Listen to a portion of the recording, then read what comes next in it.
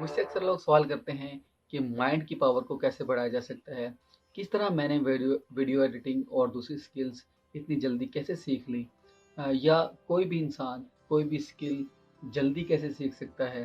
किस तरह कोई अपनी परफॉर्मेंस बेहतर बना सकता है। इस तरह के मुख्तलिफ सवालात मुझे आते रहते हैं और मेरी कोशिश होती है कि उनसे सवाल किया जाए सबसे पहले कि आपको माइंड साइंसेस के बारे में पता है। तो बहुत सारे लोगों को माइंड साइंसेस की बेसिक्स ही नहीं पता होती। तो आज की वीडियो में हम माइंड साइंसेस की बेसिक्स को समझने की कोशिश करेंगे, ताकि आपको हेल्प मिल सके और आप अपनी परफॉर्मेंस बेहतर कर सकें। या अगर आप कोई स्किल सीखना चाहते हैं तो वो स्किल जल्दी से सीख लें और बेहतर तरीके से सीख लें, ताकि आप एक अच्छी तरह से परफॉर्म कर सकें, आप बेहतर परफॉर्म कर सकें और अपने रिजल्ट्स बेहतर ला सकें। तो चलिए वीडियो स्टार्ट करते हैं।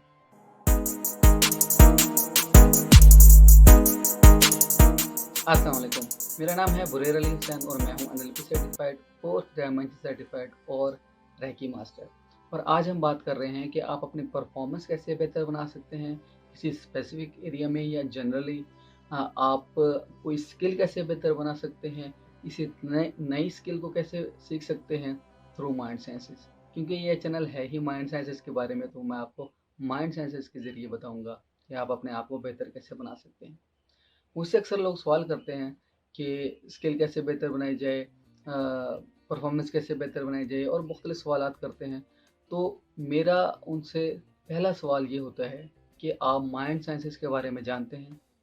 तो अक्सर लोगों को माइंड साइंसेस के बारे में पता ही नहीं होता और वो जानते ही नहीं है कि माइंड साइंसेस है क्या। कुछ लोगों को थोड़ा बहुत पता होता है लेकिन वो माइंड साइंसेस की बेसिक्स नहीं जानते।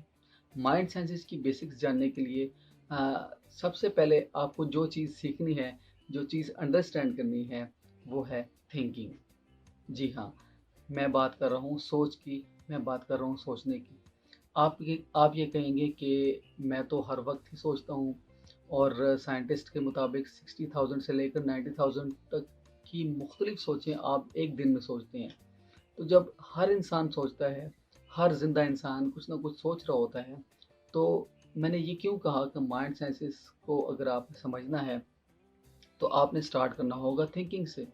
वो इसलिए कि हम डेलिब्रेट थिंकिंग नहीं करते, हम फोकस्ड थिंकिंग नहीं करते। और फोकस्ड थिंकिंग करने के लिए या डेलिब्रेट थिंकिंग करने के लिए जो चीज़ हमें दरकार है वो है मेडिटेशन। लेकिन इसको मैं थोड़ा सा और आसान बनाऊंगा। वो इस तरह कि सबसे पहले आप यूँ समझ लीजिए कि जब आप कुछ सोचते हैं तो सबसे पहले उस चीज़ का आपके जहन में इमेज बनता है। ये इसी तरह ही है जैसे कि एक कैमरा। कैमरा भी हमारी सोच को मद्देनज़र रखते रखते हुए हमारे दिमाग में जैसे कोई सोच आती है, कोई ख्याल आता है और वो जिस तरह काम करता है, उसको मद्देनज़र रखते हुए कैमरा भी तख्लीक किया गया, कैमरा भी बनाया गया।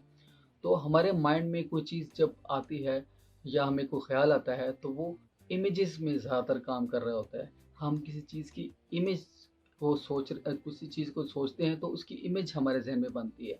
मैं आपको आपके सामने किसी जानवर का नाम लेता हूँ, किसी कलर का नाम लेता हूँ, या मैं आपको कहता हूँ कि उस शख्स के बारे में सोचिए, अपने भाई के बारे में सोचिए, अपने फैमिली मेंबर के किसी के बारे में सोचिए, तो फ़ौरन आपके ज़हन में उस शख्स का, उस इंसान का, उस जानवर का कोई ना कोई इमेज बन के आ जाएगा। तो यही वो चीज़ है जिस पर हमने फ़ोकस करना है। क्योंकि इसीलिए अक्सर ये कहा जाता है, जब हम कुछ चीज़ याद करते हैं, कुछ चीज़ पढ़ते हैं, तो कहा जाता है कि उस पर उँगली रख के पढ़िए या उसको देख कर पढ़िए। उससे ये होता है कि हमारा माइंड जल्दी उसको ग्रैब करता है, हमारा माइंड उसको जल्दी समझता है।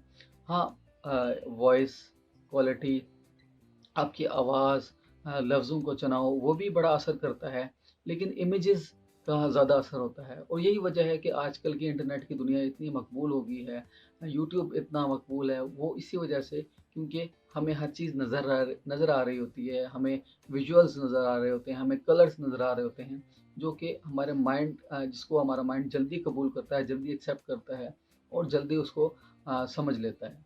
इसी तरह जब हम कोई चीज़ लिख कर याद करते हैं, जब हम किसी चीज़ पर फोकस करते हैं, कोई स्किल सीखनी हो उसके बारे में हम लिखते हैं, या उसको किसी तरह एक पेपर पे लिखते हैं या बार-बार उसको रिपीट करते हैं पेपर पर। इस अक्सर ऐसे होता था जब हम स्कूल कॉलेजेस में होते थे, तब आपको याद होगा कि आपने बहुत सारी चीज़ें लिख कर याद की हैं, क्योंकि ये एक ऐसी ड्रिल है, ये एक ऐसी मशक है जिसको करने से आप चीज़ों को अच्छी तरह और बेहतर तरीके से याद कर लेते हैं। कोई चीज़ कितनी भी मुश्किल हो, जब आप उसे लिखते हैं तो 2 चीज़ें हो रही होती हैं। एक तो आप उसे हाथ से लिख रहे होते हैं, दूसरा इमेज बन रहा होता है आपके माइंड में, आपके ज़हन में, तो आप बेहतर तरीके से उसको याद कर लेते हैं। इसी तरह अगर आप स्ट्रेस्ड हों, आप परेशान हों, आप डिप्रेशन में हों, आपको कोई परेशानी लाहक हो, कोई कोई मसला हो, तब उस वक़्त आप चीज़ें सही याद नहीं कर पाते। आप ये देखिए, जब आपको नींद आ रही हो या आप थके हुए हों, तब आप कोई चीज़ याद करेंगे तो आपके ज़हन उसको कबूल नहीं करता। आपको मसला होता है उस चीज़ को याद करने में, उस चीज़ को समझने में, चाहे वो स्किल है कोई या कुछ भी चीज़ है। जब आप स्ट्रेस्ड हैं तो आपका माइंड नहीं काम करेगा।